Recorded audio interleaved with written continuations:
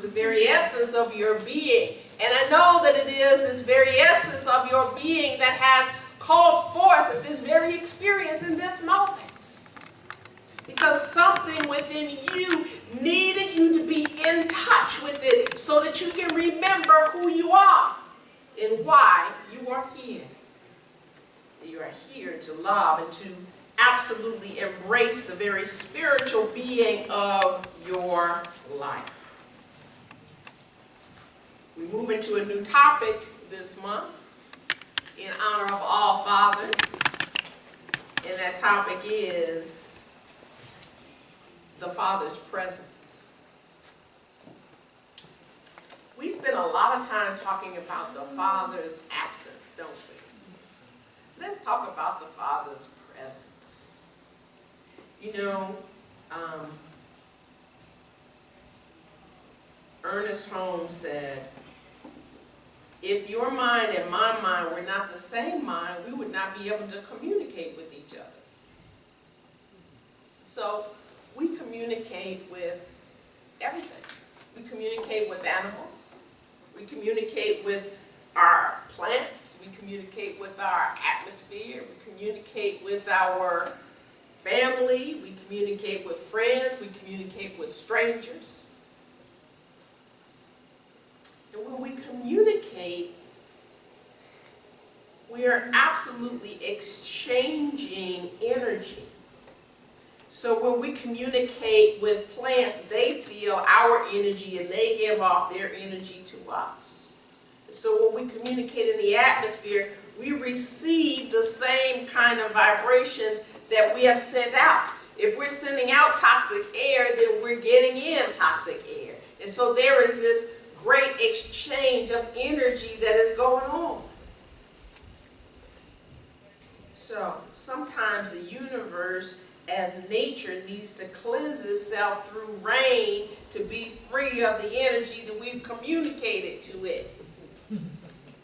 So shall it keep raining, or are we ready to stop sending toxic thoughts into the universe? Because I want to get on with the sunshine myself. But the whole nature thing is like a self-cleaning oven. And this summertime that we're approaching is like our opportunity to just be baked in the wonderful, nurturing presence of the Father. And so as we have this new change of season in all of its drama, in all of its nuances, and then we feel the heat of the sun and we feel the downpour of the rains like monsoons and flooding us like we're having a powerful baptism. Now we get to be reunited through this baptism with that part of us that we have abandoned. I don't know what you're talking about, Reverend Celeste. I ain't abandoned myself. Okay. So when someone hurts you, do you absolutely be present in that moment? Or do you try to suppress it and act as if it didn't happen? Do you try to be present with that feeling, or do you eliminate that person from your exchanges? What do you do when you have a feeling that is not a good one that is happening in your life? Generally, we have begun to create and discover different kinds of mechanisms. We call them defense mechanisms. But they are a means by which we can escape feeling something that we do not want to feel. I've even had people in church say, well, you know, I get so full in church, I don't want to go. I'm like, huh? Isn't that why you go? And so there's a wonderful way for us to really get in touch with the presence that is within us. And that doesn't mean that I'm encouraging you to be in pain. That simply means that I am encouraging you to be present with your heart space, to be present with who you are, without judgment, without trying to make yourself good, bad, or indifferent for having a feeling that you're having. Because if truly the kingdom of heaven is within, then whatever hell comes does not have anything or any effect on heaven. But it is only given the power that we give it. So when we are going about our days being human doings, we are using one of the two different kind of circuits that's going on in the brain.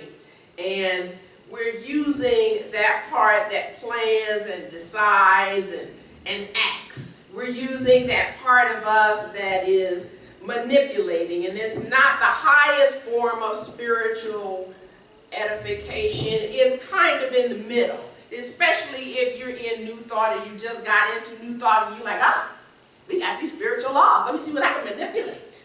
Let me see what I can do. Let me see what I can treat for. Let me see what I can affirm. And so what happens in the process is that you forget that creation of a condition that you're experiencing, that you're now trying to change, was created from a certain aspect of you. And so when you are in touch with that aspect of you that created it, then you want to change that aspect of you, not the result of what you thought into being or believed into being. Hello, are you with me? Yeah. But when you are so busy doing, then you forget about you because you leave you behind and you start dealing with other things because you think you got to make this deadline, you got to get this money, you got to get this person, you got to do this, you got to do that. And that is the part of your circuit that is absolutely a narrative circuit. And it makes sense that they call it a narrative circuit. They call it that because it is made up of your prefrontal cortex and it's also made up of your hippocampus. And the hippocampus is the part of you that is your memory. And the prefrontal cortex is that self-referencing part. It's like how you identify with yourself, how you identify others, how you are thinking about your past and how you are thinking about your future. And so you've made these particular judgments, like what Erica was talking about when she was sharing her experience, and you made this kind of identification about who you are in relation to others. And you made up this identity about who you will associate with and who you will not associate with. And you made up these things in your head about your being, which has nothing to do with your essence. But if you are, like Erica did in that moment, become very in touch with your essence, even if it was using a particular knowingness about wanting to get something, there was a part of her that had to be something in order to receive something. And that part of her that had to be something was the part of her that was unconditional love and acceptance. Now, there's a direct experience circuit, and these two circuits work together. The narrative circuit is the part where you're like immersed in thought and strategizing. And then there's the direct experience circuit, and those are the more sensory kind of exchanges that are being communicated by us as well as to us. And so we react to the past, we react to what we think is going to happen in the future, and then we react to what we're getting in terms of a sense of well-being and fulfillment, or the opposite. And so when we are having these particular feelings, we then have to choose whether or not we're going to be present with them or whether we're going to leave them so that we can get back into that other circuit. But the thing about the way the two circuits work is that they work in tandem. One is not going to stop because the other is working, but they're always going to be available. So you can continue being a human doing if you like, but you will not be present with the essence of who you are. And then you will look up and go, where did I go? Most of us don't do that, but you may get involved in a relationship. You may lose your individuality, trying to please someone else, trying to do what you think they want you to do. You may lose your sense of what your priorities are for someone else's priorities, even if it is an employer, even if it is a family member, whatever way that you have justified your reason for doing that, you may have left yourself at the curb while you were being very attentive to this so-called other. But who's taking care of you? There is a divine presence who's taking care of you. We call it Father, oftentimes we call it Mother, other times, bless you. It is that very part of you that has created you out of its substance. And when I was thinking about this talk title, I was going to call it Father Knows Best, and that kind of was a throwback from a series back in the 60s. Anybody born after 1970 has no idea what I'm talking about.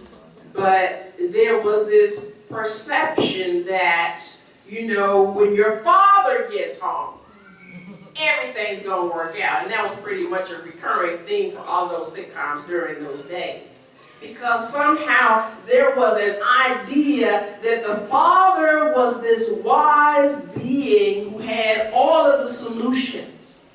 There was also kind of a sense of intimidation implied by that, because they say, wait till your father gets home. And then you knew, uh-oh, I'm going to get it when my father gets home. And so the father began to be associated with punishment, which fit because most people associated God with this punitive father who was going to punish them for not making a choice that somebody else thought that they should make.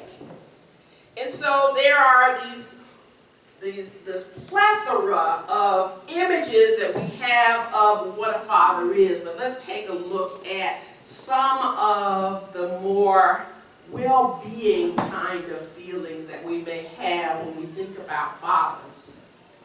We think about the father's hand that is walking us across the street, and we think that we are safe because we have someone who is holding us, who is taking care of us, who is making sure that no harm will come near us, and we have this presence who is absolutely wanting our well-being at all times. And so we're knowing that as long as we have the hand of the Father, as long as we have this being who is right here, right now, that we can know that all is well. Now, there's also this aspect of the Father who is guiding.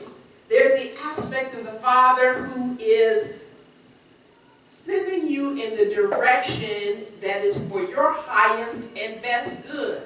Now, sometimes we don't listen to our folks, but sometimes we are knowing that this is the only choice that we have. When we get to a certain age, we think we don't have to listen to that particular authority figure because they're not the boss of me. But what about the fact that this person unconditionally loves you and is seeking your good to be realized through it as your life? This is the same thing that's going on with the Divine Father. And when we are allowing ourselves to participate in this communication, this exchange of child and father, then we are letting ourselves be taken care of. We are allowing ourselves to feel the support of God. We're letting ourselves be supported by His grace. And so, I was thinking about the meditative thought that was shared in the meditation this morning that I wrote in the Science of Mind magazine back in 2007. And what I did was I did a whole month on historical things, and apparently on June 2nd, the radio got its patent. And so at this time, many years ago, the possibility for signals to be transmitted occurred because this patent was obtained on this date. And so when we started thinking about all of the different channels that we have access to, then we also get to know that we get to choose which channel that we want to be tuned into. Yes.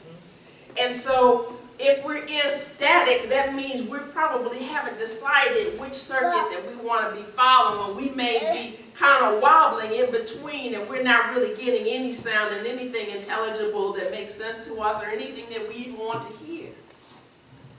So we have to be aware of what the signals are that are being broadcast to us in our lives. And we have to be aware of that still small voice when it is speaking to us. And so when we are tuned into this one spirit, then we're in that space to be able to receive our good.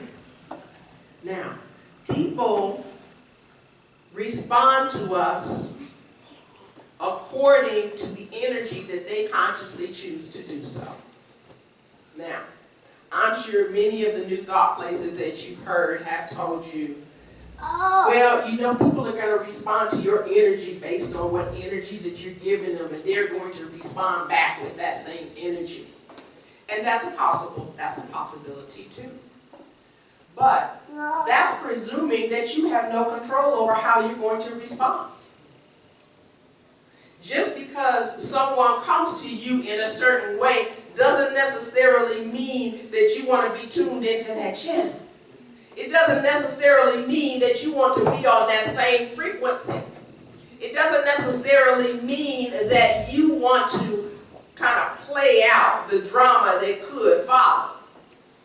But it does give you an opportunity to be aware of the signal and to choose whether or not you want to be tuned into that energy or whether or not you want to tune into a different energy. And normally when you get tuned into the energy that is within you, then that is the energy that will lift you out of some drama, that will lift you out of some challenges, that will lift you out of some condition that you're not enjoying experiencing. And so what I'm saying to you is that you have this wonderful parent, this father, we'll call it for today. And imagine that that father is teaching you how to ride a bicycle. And that father has you on that bicycle and is holding the back of the seat. And you're riding that bicycle, and the father absolutely lets go of the bicycle, but you feel the presence, and you think that the father is still there holding you, and then you start riding faster and faster and faster. That's like the Divine Father, because the Divine Father is not dictating to us how we should be, when we should get something, how we should do something, but it is absolutely being present and allowing us to feel the security, to feel the safety, to feel the assurance that this is possible.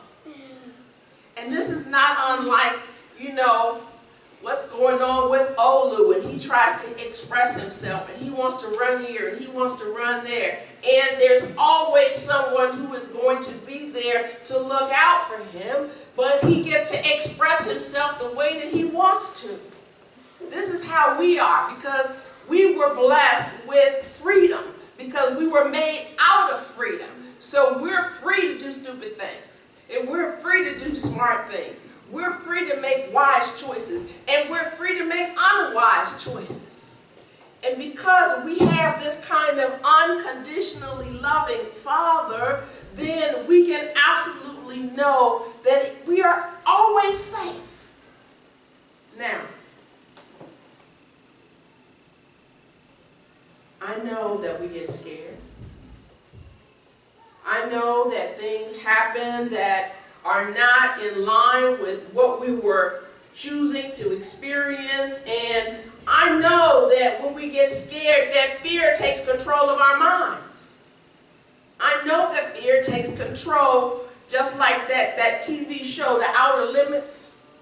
Okay, I'm really going back here for some people. That's all right. You have no control over your television right now.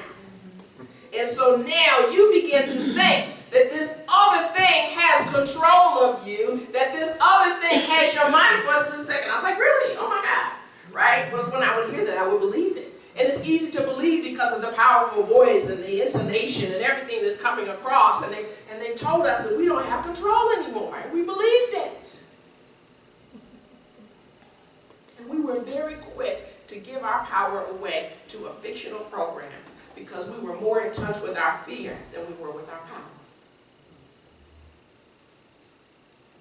And we have these mechanisms, let's call them fail-safes. And isn't that an interesting combination of words? Fail-safe, right? So we have what we think is protecting us, and And then when we think it's protecting us, what we do is we close our hearts. Well, this is the way I'm protecting myself. I'm going to close my heart. And because I'm going to close my heart, then I can't feel the pain. Like we're pharmacists or something, and we're attempting to anesthetize ourselves so that we don't feel the present moment feelings. We escape. We drink, we do drugs, we do sex, we do something that'll take us into an experience that is more of pleasure than of pain. But what happens to that pain? That pain doesn't really leave. That pain is just hidden until something happens that triggers it up again. It's just lying dormant because we've chosen not to be present with it. And because we've chosen not to be present with our essence, we've chosen not to be present with the truth of who we are, then we have lost control. It's like handing somebody else the remote control. And they get to choose what channel that they want to watch, and they get to trigger you into doing things that you really don't want to do. Because you closed off your heart, but something has been activated by something outside of you that is tuned into that pain. That Eckhart Tolle calls the pain body. You know, it doesn't leave, it just goes dormant until something crazy happens to get it going again. But if you're in touch with your essence, then you're absolutely knowing that this too shall pass. And you just watch it like you're watching a screen, like you're watching a movie, and you let it go by without necessarily being engaged in that particular frequency. So, say there's a fail-safe. Like, you know, they have these security measures, and maybe something is going to stay locked even, you know, when the person turns the key, because this is supposed to be some kind of security measure, but it has not been for your highest and best good to remain locked out from your heart. Even though it may feel secure in that moment, you no longer have access to the love that you are. And when you no longer have access to the love that you are, then you are now vulnerable to everything that looks like anything but love. But if you choose to be mindful, if you choose to be in tune with the mind of the knower, in tune with the heart of God, then you can be able to make choices from a real place of power. You can be able to make choices from that dimension of your brain that is being present with direct experiences rather than trying to plan for a future or erase a past. And so in being present with the presence, then you have an opportunity to be able to know that there is something that is for your highest and best good happening all times, at all times, whether it's at Intimates or whether it's in the Walgreens parking lot or whether it's in any situation or circumstance that you find yourself in, whether it's at a Rolling Stone concert or wanting to be at a Rolling Stones concert, you know, you can access the direct experience circuit when you trust it. So when you trust it like Stephanie did and you know that you are going, then everything in the universe conspires to make that happen. Because there is a yes inside of you that is at the same frequency as the yes of the universe, that is the law of God, that is the mind of God acting upon itself. Now, people who have been trained in mindfulness seem to have a flexibility to move between the two circuits at will. People who have practiced mindfulness have a capacity to be able to trust in this dual activity that's going on, this pensive aspect and this emotional aspect. And so to be able to be present in the moment is to be able to be non-judgmental. Is to be able to say, whatever happens happens. And to the degree that we are attached to a certain outcome, so we suffer. This is what Buddha tells us, that attachment leads to suffering. This is what we have found out on our own when we have just not wanted to give up that relationship that was not good for us, when we have not wanted to give up this, that, or the other that we knew that wasn't good for us, but just because we wanted it and we wanted to enjoy wanting it even more. But in that attachment, we have become detached from our true self. In that attachment, we have become detached from our true essence. And so there are 3 different ways that you can develop mindfulness, and one is diffusion, and that is becoming separate from your thoughts. That doesn't mean that you're denying your thought, but you're becoming separate from your thought because you're allowing those thoughts to come and go without being attached to them. Say that you're in a candy store and you get to pick which thought that you want to have, which thought that you want to take home with you. But when you are attached to every single thought that comes, oh my God, there's a tornado, oh my God, there's a murder, oh my God, somebody's being killed, oh my God, somebody's being robbed down the street, oh my God, this is happening, oh my God, that is happening, and you get caught up in that circuit, then you're caught up in that vibration, and then you become part of that vibration, and you produce that vibration, and then you infect that vibration on anyone else who is not being mindful, who is not being present, who is not being available to their true essence. So you become a carrier even more than you ever were before. But if you have the ability to separate your thoughts and let them come and go, if you have the ability to allow them not to dictate what you do, but simply watch them go, then you have one of the 3 aspects that will bring you into being present with the presence. There is a thing called expansion in mindfulness, and that gives you the ability to be able to open up and to make room for your emotions. Breathe. You may have decided, Tommy, you may have decided, Sean, you may have decided, Miguel, yes, I'm talking to the men.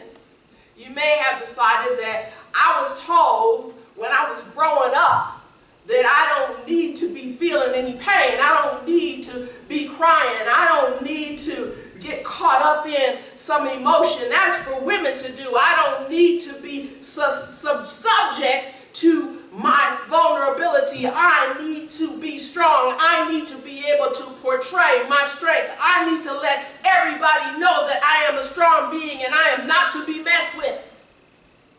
And now that you have detached yourself from your feeling of vulnerability, from your feeling of fear, from your feeling of being in danger and not knowing true safety, because you have now not allowed your emotions the room, not allowed yourself the sensations and the feelings to be realized, then you have shut off one of the valves in your heart. I don't want you to have heart surgery, so I'm talking to you now. I want you to know that these valves are opening and closing so that you can allow yourself to be available to these feelings. These valves are opening and closing because that is the process of circulating your blood. Blood represents joy. You want to be circulating your joy. You do not want to cut off the valve to your joy. You want to be available to your joy. You want to experience your joy coming in. You want to be an instrument for your joy going out. You want to be available to expand your feelings. You want to be available to let your feelings flow. But there's certain things that are not socially acceptable. And so, I can't express my feelings all the time. That doesn't mean that your feelings have to be shared with anybody else. It just simply means you need to be present with what your feelings are. You cannot let your emotions drag you down. And you cannot let your emotions hold you back, because you are the divine in expression, and you have the power to be present with what is.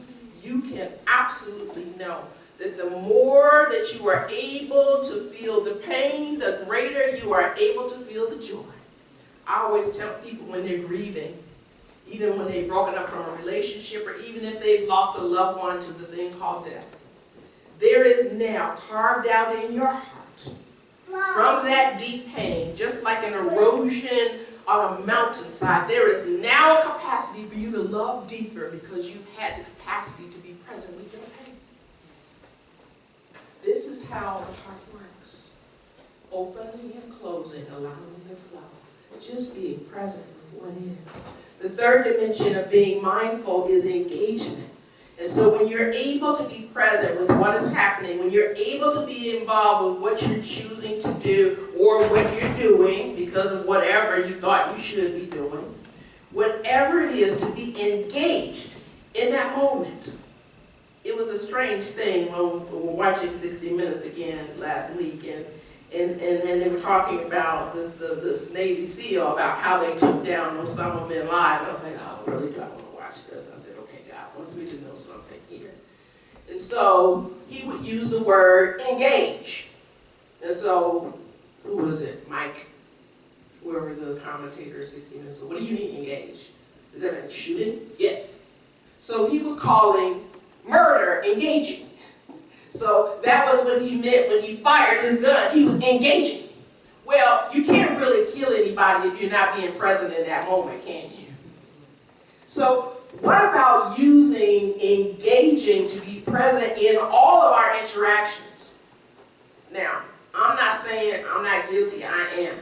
I could be talking to you and I could be doing something else and you could be thinking, oh, I don't have her attention at all, but I'm very aware of what you're saying and what you're doing, but you don't feel it because you don't think I'm engaged with you, because I'm not making eye contact with you, because I'm not being present with who you are in that moment from a level of the visual. You think that I'm not emotionally engaged because my attention is somewhere else, split with my attention with you.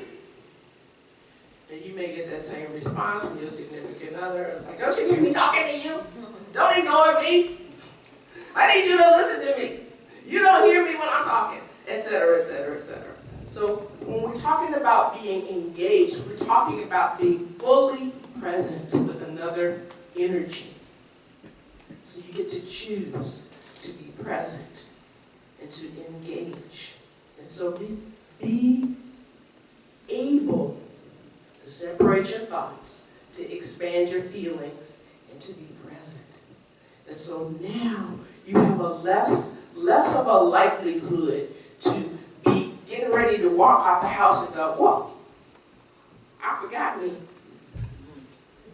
You know how you do, like with your keys? Oh, that winter glove. Oh, where'd that other one go? Because you start to feel like something in you is missing. Something you left behind because you chose to anesthetize yourself from that present moment situation, because you chose to protect yourself from that dangerous situation, because you chose to give the implication that you were strong because you were not letting yourself be present to your feelings. And so I invite you to think with love, to move in love, to live as love. Because when you do so, you're being present with the presence, the Divine Father. You're being present with the presence, that protector, that supplier, that energy that is absolutely supporting you in being the adventurous, powerful, loving, truly transforming being that you are. When you're allowing yourself to be present, then you're at the highest level of spiritual growth, and that is oneness. That is as me. And I'm always teaching a little visioning from time to time. That is when you're one with the one, there is no power outside of you. It is all within you. It is the kingdom of heaven. It is your very essence. I invite you to embrace it, to celebrate it, and to have fun with it. Namaste. Namaste.